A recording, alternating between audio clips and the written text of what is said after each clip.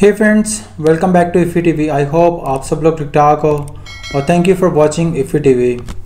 बहुत सारे लोग मेरे पास आ रहे हैं और मुझे रिक्वेस्ट कर रहे हैं कि आप अपनी वीज़ाज़ की जितनी वीडियोस वगैरह उसको कंटिन्यू रखें, ये बहुत हेल्पफुल होती हैं। आपने मेरी पुरानी वीडियो देखी थी कि वैसे मैंने आपको माल्टा की इन्फॉर्मेशन दी एक विज़िट वीज़ा के हवाले से।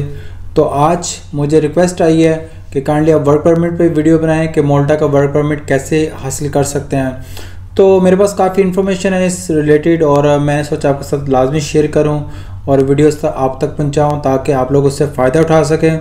तो कुछ इन्फॉर्मेशन मैंने इंटरनेट से निकाली जो रिसेंटली पॉलिसीज़ चेंज हुई हैं और बहुत सारी चेंजिंग्स वाकई आई हैं।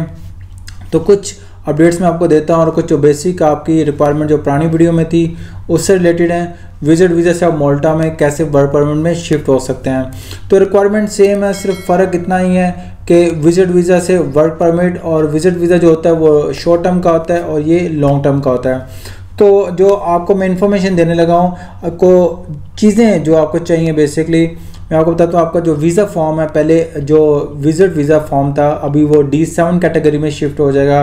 और इन्फॉर्मेशन के मुताबिक 2 पिक्चर्स चाहिए आपकी। बायोमेट्रिक्स आपको VFS ग्लोबल में मिलेगी, आपको अपॉइंटमेंट लेनी है अपनी वहाँ से और फीस आपको ऑनलाइन ही पे करनी पड़ती है।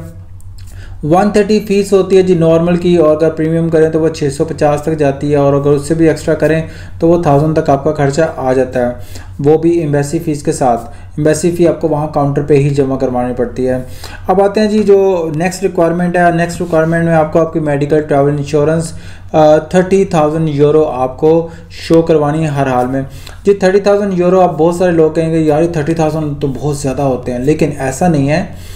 ये अगर आप अब्रॉड में रहते हो दुबई या अगर आप किसी GCC कंट्री में हो तो लोगों को पता है $20,000 की तो वैसे इंश्योरेंस मिलती है कि बहुत अच्छी प्रोफाइल के जॉब करते हैं उनको $50,000 की मिलती है। पाकिस्तान इंडिया वगैरह में तो वैसे भी 40-50 लाख की जो इंश्योरेंस है वो मिल जाती है, जो आप मंथली पे करते हो तो बाद में वो कन्वर्ट करते करते लाखों की बन जाती है। अब उसके बाद आते हैं जी आपकी रिटर्न टिकट। अच्छा, मैं आपको बता दूं ये जो आपका एम्प्लॉयमेंट वीज़ा है, पहले आपको 3 महीने का विजिट वीज़ा मिलता है जिसमें टेम्प्रेरी आपको बताया जाता है कि 3 महीने का इसका टाइम है और उसके बाद में आपका विजिट वीज़ा टू आपका वर्क परमिट शिफ्ट होगा जिसमें आपका मेडिकल होता है, उसमें आपको जो प्रोबेशन पीरियड होता है और उसके बाद में जितनी भी फर्दर जिसके रिक्वायरमेंट है वो सारी चलती रहती हैं और उसके बाद में आपको नया वीज़ा मिल जाता है वो भी 2 साल का। तो ये है जी 3 महीने का वीज़ा और उसके बाद में टेम्प्रेरी वीज़ा। टेम्प्रेरी के बाद आपकी जो टिकट है वो लेनी पड़ती है और उसके बाद में आपको अपनी जो रेजिडेंट है प्रूफ ऑफ रेजिडेंट वो दिखाना पड़ता है। अगर आपने कंपनी अकोमोडेशन में रहना है तो उसके आपको डॉक्यूमेंट्स लगाने पड़ेंगे, जो आपका एम्प्लॉयर होगा वो सारे डॉक्यूमेंट्स लगाएगा। और उसके बाद में अगर आपके पास अपनी अकोमोडेशन है, किसी रेंटल जगह में रहते हैं, किसी रिलेटिव्स के पास रहते हैं, तो आपको उसका ID कार्ड या उसका जो एड्रेस है और जहाँ पे वो काम करता है उसकी कॉपी लगानी पड़ती है। तो उसके बाद में जी आपको जो अकोमोडेशन के बाद जो आप जहाँ पे काम करते हैं जो UAE में है या अगर किसी और कंट्री में है तो अपनी जो प्रेजेंट कंपनी है उसकी NOC लेटर लाजमी लगाना पड़ता है। ये है जी नई पॉलिसी।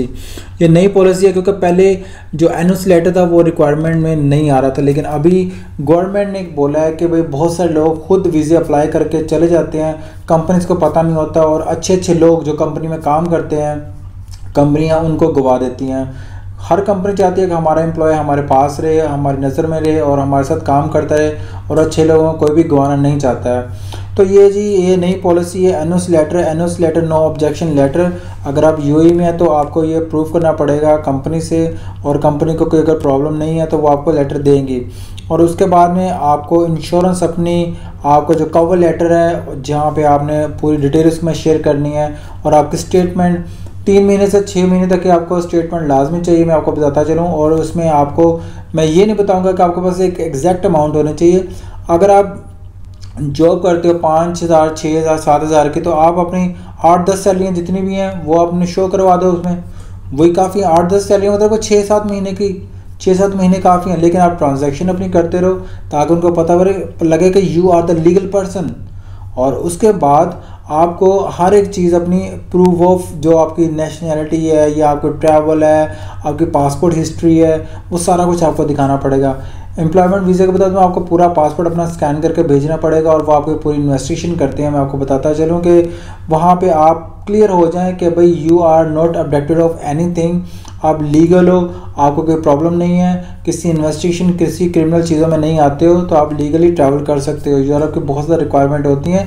सो फेथफुल और सिंसियर हो के ये सारे काम किया करें ताकि आपके कोई भी पेपर्स वगैरह गलत ना हो और आपका वीज़ा रिजेक्ट ना हो।